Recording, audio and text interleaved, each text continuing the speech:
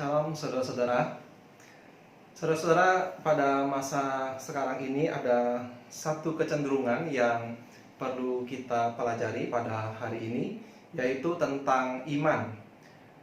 Beredar luas dan dipahami oleh begitu banyak orang Kristen bahwa apakah iman itu? Iman adalah sesuatu yang dipercaya dengan mengabaikan logika atau akal budi.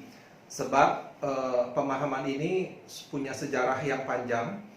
Sebab bagi orang-orang yang percaya kepada Tuhan, ketika kita mau percaya kepada Tuhan dan Tuhan itu melakukan hal-hal yang supranatural, yang luar biasa, atau contoh yang lain adalah ketika Tuhan melakukan hal-hal mujizat yang melampaui logika, maka pemahaman seperti ini menjadi seperti diteguhkan, ya. Sekali lagi, iman adalah sesuatu yang dipercaya dengan mengabaikan logika atau akal budi. Saya membuat pernyataan ini, saudara-saudara, untuk menangkap apa yang banyak dipercaya oleh orang-orang tentang iman. Tetapi saudara-saudara, saya ingin katakan bahwa ini adalah pemahaman yang beracun, yang merusak iman sangat banyak orang Kristen. Saya akan memberikan beberapa ilustrasi, saudara-saudara. Ketika saya menelusuri kanal-kanal di YouTube, saya menemukan bahwa channel-channel atau kanal-kanal yang populer di YouTube, yang khususnya bagi orang-orang Kristen, itu beritanya atau videonya adalah hal-hal yang seperti ini. Misalnya, ya, pendeta XXX ke surga setengah jam. Penontonnya berapa, saudara-saudara?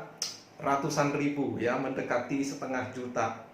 Tapi itu belum seberapa. Ada satu contoh yang saya shock sekali, ya. Judul videonya adalah seperti ini dalam bahasa Inggris. Bukti bahwa pendeta XXX bukanlah sekedar manusia. Wah, kira-kira isinya seperti apa, saudara-saudara? Nah, isinya adalah penyanjungan kepada pendeta XXX tersebut yang ternyata di-upload oleh si pendeta itu sendiri, ya, yang mengklaim dirinya bukanlah manusia biasa. Penontonnya berapa, saudara-saudara? 9 juta lebih penonton. Wow, gila, ya. Jadi kita melihat hal-hal seperti ini sangat populer di kalangan orang-orang Kristen, yang isinya kalau kita tonton itu betul seperti yang saya katakan tadi, bahwa iman adalah sesuatu yang dipercaya dengan mengabaikan logika atau akal budi. Tetapi hal iman yang seperti ini tidak berlaku bagi Rasul Paulus. Jadi hari ini kita akan belajar iman seperti apakah yang Paulus ingin bangun dalam diri jemaat yang ia layani pada masanya. Tentu kerinduan Rasul Paulus pada masanya juga adalah kerinduan dia sampai hari ini bagi gereja di sepanjang zaman. Oleh sebab itu, mari kita berdoa sejenak untuk meminta pertolongan Roh Kudus. Tuhan, tolonglah kami supaya di tengah-tengah dunia ini, meskipun kekristenan itu banyak di seluruh dunia, banyak orang-orang Kristen, tetapi kami tahu Tuhan bahwa ajaran-ajaran dan pemahaman-pemahaman yang keliru juga marak, sebab Engkau sendiri sudah menubuatkannya bahwa akan banyak ajaran-ajaran palsu yang akan menipu orang-orang, termasuk orang-orang yang pilihan Engkau juga, Tuhan. Oleh sebab itu, tolonglah kami memiliki pemahaman yang benar. Hari ini kami akan belajar tentang iman, seperti apakah yang Rasul Paulus ingin bangun dalam diri orang-orang yang ia layani pada waktu itu. Dan kami percaya ini juga adalah kerinduan Tuhan. Iman seperti apakah yang Tuhan ingin kami bentuk pada masa sekarang ini. Kami mohon pertolongan-Mu hanya di dalam nama Tuhan Yesus. Amin. Oleh sebab itu, mari kita melihat doa Rasul Paulus, harapan Rasul Paulus melalui suratnya yang dia tulis, yaitu di dalam Efesus pasal 3 ayat 16 dan 18. Saya bacakan. Aku berdoa supaya Ia menurut kekayaan kemuliaannya menguatkan dan meneguhkan kamu oleh rohnya di dalam batinmu, sehingga oleh imanmu Kristus diam di dalam hatimu dan kamu berakar serta berdasar di dalam kasih. Aku berdoa supaya kamu bersama-sama dengan segala orang kudus dapat memahami betapa lebarnya dan panjangnya dan tingginya dan dalamnya kasih Kristus. Jadi kita bisa melihat di sini harapan Paulus, doa dia adalah supaya dia, yaitu Yesus, sesuai dengan kekayaan kemuliaannya, menguatkan, meneguhkan kamu oleh rohnya di dalam batinmu. Jadi kita melihat batin orang percaya itu dikuatkan oleh roh Tuhan, ya, supaya imannya di dalam Kristus itu berakar dan berdasar di dalam kasih. Jadi ada akarnya dan dasarnya itu di dalam kasih, kasih kepada Allah dan kasih kepada sesama. Lalu di ayat 18, harapan dia juga adalah supaya orang-orang yang dia layani dengan segala orang kudus, berarti termasuk kita, memahami. Jadi ada sebuah pemahaman tentang betapa lebarnya, panjangnya, tingginya, dan dalamnya kasih Kristus itu. Nah, saudara-saudara, kalimat ini bukan hanya sekedar metafora saja. Memang betul ini adalah metafora, dalamnya, panjangnya, tingginya. Tetapi kalau dikatakan panjang atau lebar atau tinggi, berarti ada sebuah ukuran. Ya, ini memang adalah metafora, tetapi ini menunjuk kepada suatu realita bahwa kita harus memiliki pemahaman, ya, pemahaman. Oleh sebab itu, kalau ini adalah sebuah pemahaman, maka berarti melibatkan akal budi, melibatkan pemikiran. Dan tentu saja ketika kita ingin memahami sesuatu, maka kita harus memakai logika atau akal budi yang Tuhan berikan kepada kita. Dan memang saudara-saudara, bahwa iman itu melampaui pengetahuan, ya. Artinya pengetahuan kita itu begitu terbatas, pengetahuan kita itu bisa salah, dan kita juga banyak kelemahan-kelemahan yang lain, sehingga membuat pengetahuan kita itu tidak sempurna. Tetapi hal ini tidak berarti bahwa iman selalu bertentangan dengan logika.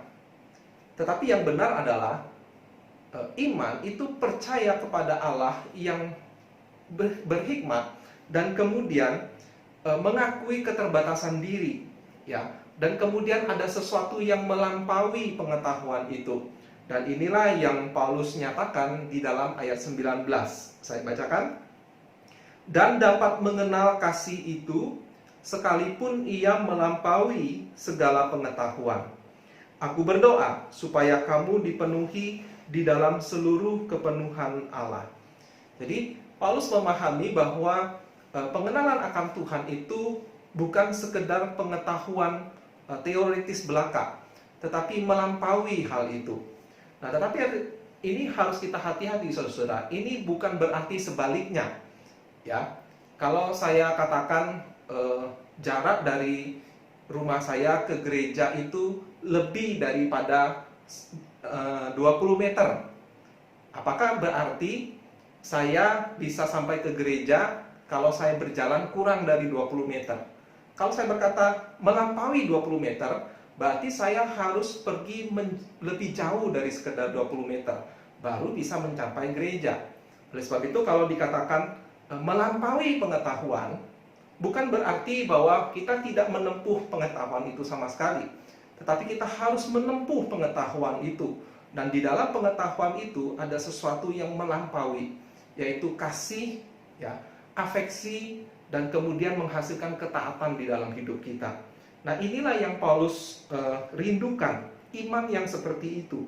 Iman yang melampaui pengetahuan, tetapi tentu harus melibatkan pengetahuan. Sekarang bagaimana caranya? Caranya ada di ayat 2 hingga ayat 6. Saya bacakan, ya. Memang kamu telah mendengar tentang tugas penyelenggaraan kasih karunia yang dipercayakan kepadaku karena kamu, yaitu bagaimana rahasianya dinyatakan kepadaku dengan wahyu, seperti yang telah kutulis di atas dengan singkat.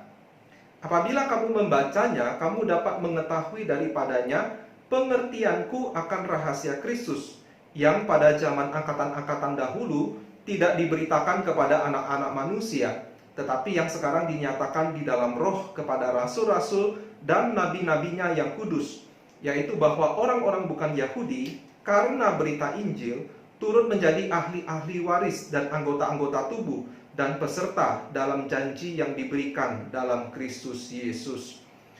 Jadi bagaimana caranya iman itu bisa dibangun? Demikian yang Rasul Paulus maksudkan. Di sini jelas Paulus mengatakan dia adalah salah satu rasul yang dipercayakan akan penyelenggaraan kasih karunia, yang dia maksud adalah berita Injil, ya. Rasul-rasul dan para nabi adalah yang mendapatkan wahyu dari Allah, khususnya Roh Kudus, tentang rahasia Injil, ya, rencana Allah, tentang kepenuhan Kristus, ya, tentang kepenuhan Allah. Nah, ini bersifat pengetahuan. Dan pada zaman Rasul, Roh Kudus itu memberikan wahyu kepada mereka. Kemudian para rasul itu mengajarkannya kepada murid-murid mereka, yaitu para penatua, dan para penatua itu kemudian mengajarkannya kepada jemaat. Tetapi karena mereka sudah tidak bersama kita lagi, ya, para rasul, para nabi ini, maka Allah dalam kedaulatannya sudah menyiapkan, yaitu surat-surat atau kitab-kitab yang sekarang kita sudah mendapatkannya bagi kita masing-masing, yaitu Alkitab. Ya, maka dengan kata lain, bagaimana kita membangun iman kita, yaitu lewat pembacaan, ya. Lewat pembacaan inilah justru menjadi alat utama. Bahkan pada waktu Rasul Paulus masih hidup sekalipun, dia sudah mengatakannya di dalam ayat 3. Bagaimana rahasianya dinyatakan kepadaku dengan wahyu, seperti yang telah kutulis di atas dengan singkat. Ya. Lalu ayat 4. Apabila kamu membacanya, kamu dapat mengetahui daripadanya, yaitu daripada tulisan-tulisannya, pengertianku akan rahasia Kristus. Jadi saudara-saudara, iman yang teguh, iman yang sejati itu melibatkan pembacaan. Dan kalau sudah melibatkan pembacaan, maka akal budi atau berpikir adalah salah satu bagian yang tidak terpisahkan. Kita tidak akan bisa membangun iman yang benar, iman yang sehat, iman yang diinginkan oleh Rasul Paulus, yang tentu juga diinginkan oleh Allah kita, tanpa pembacaan Alkitab.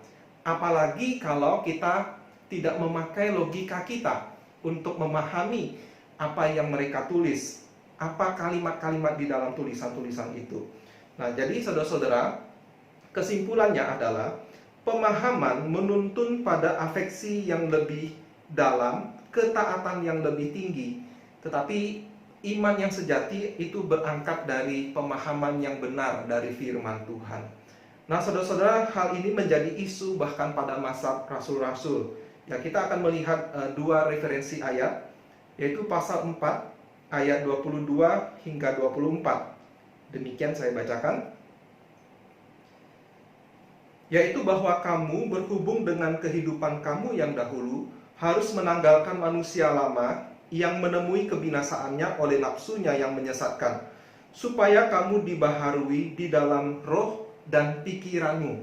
Perhatikan, dibaharui roh dan pikiran. Roh itu berbicara tentang kondisi dalam jiwa, ya, dibaharui, dan juga pikiran atau akal budi, pengertian, ya, harus dibaharui. Dari yang dulunya tidak mengenal Allah, yang dulunya menentang Allah, yang dulunya meremehkan dosa, yang dulunya tidak mengenal kasih karunia, sekarang oleh pengertian-pengertian yang benar, pikiran itu dibaharui.